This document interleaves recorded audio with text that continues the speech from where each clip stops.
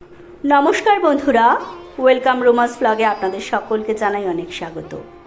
আজকে আমি আরও একটি নতুন পর্ব নিয়ে আপনাদের সামনে চলে এসেছি।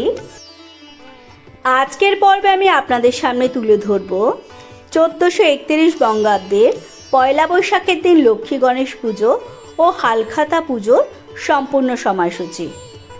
আর আপনাদের সামনে তুলে ধরব পয়লা বৈশাখের দিন ঠাকুরমশাই ছাড়া কিভাবে ঘরোয়াভাবে আপনারা লক্ষ্মী গণেশ পুজো করতে পারবেন এবং হালখাতার পুজো করতে পারবেন, তার সহজ সরল পুজো পদ্ধতি।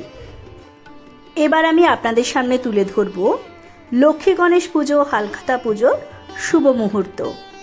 লক্ষ্মী গণেশ ও হালখাতা পুজোর বিশেষ সময়টি হল 14 এপ্রিল 2024, বাংলায় পয়লা বৈশাখ 1431 বঙ্গাব্দের রবিবার সকাল 5:56 থেকে 9:24, দুপুর 12:51 থেকে 1:42 পর্যন্ত। বাঙালিদের 12 মাসের 13 পার্বণ, তার মধ্যে অন্যতম একটি হলো পয়লা বৈশাখ। বাংলা ক্যালেন্ডারের হিসেব অনুযায়ী নতুন বছর শুরু হয় বৈশাখ মাস থেকে। সূর্য মেষ রাশিতে প্রবেশ করা থেকেই শুরু হয় নতুন বাংলা বছর। এই দিন আমরা সাধারণত লক্ষ্মী গণেশের পুজো করে থাকি। তাহলে দেখে নেওয়া যাক সহজ সরল ঘরোয়া পদ্ধতিতে আমরা কিভাবে লক্ষ্মী গণেশের পুজো করব। পয়লা বৈশাখের দিন সকাল সকাল স্নান করে শুদ্ধ বসন করে নিতে হবে। এবার একটি জল চৌকি নিয়ে তার উপর লাল অথবা হলুদ কাপড় পেতে কিছুটা গঙ্গার জল চারিদিকে ছিটিয়ে দিতে হবে। এবার এই জল চৌকির মধ্যে একটু আতপ চাল ও ফুল ছিটিয়ে লক্ষ্মী গণেশ ঠাকুরকে বসাতে হবে। আসনের সামনে সম্ভব হলে একটি আলপনা এঁকে নেবেন। এবার আসন পেতে বসে আচমনি করতে হবে এবং বলতে হবে ওম বিষ্ণু ওম বিষ্ণু ওম বিষ্ণু। আপনারা যদি চিত্রপট পুজো করে থাকেন তবে একটি শুদ্ধ কাপড়ে গঙ্গার জল ছিটিয়ে সুগন্ধি দিয়ে ভালো করে সেই চিত্রপটটিকে মুছে নেবেন। আর যদি ধাতব মূর্তি দিয়ে পুজো করে থাকেন তাহলে পঞ্চামৃত দিয়ে স্নান করিয়ে অভিষেক করে নেবেন। আপনারা পুজো স্থানে ধূপ দ্বীপ জ্বালিয়ে নেবেন। প্রথমে লাল চন্দনের ফোঁটা লক্ষ্মী গণেশকে দিয়ে নেবেন, তারপর তেল সিঁদুরের ফোঁটা লক্ষ্মী গণেশকে দিয়ে নেবেন। আতপ চাল তেল সিঁদুরের ফোঁটাও আপনারা গণেশ ঠাকুরকে পরাতে পারেন। এবার গণেশ ঠাকুরকে একটি পৈতা নিবেদন করবেন এবং ঘট প্রতিস্থাপনের জন্য পুষ্করিণীর মাটি বা গঙ্গা মাটি এনে সেটাকে ডেলা করে নেবেন। এবার সেই ডেলার উপরে আতপ চাল দূর্বা ফুল ছিটিয়ে নেবেন। এবার একটি মাটির ঘট অথবা পিতলের ঘট নিয়ে স্বস্তিক চিহ্ন এঁকে নেবেন অথবা লক্ষ্মীর পদচিহ্ন এঁকে নেবেন।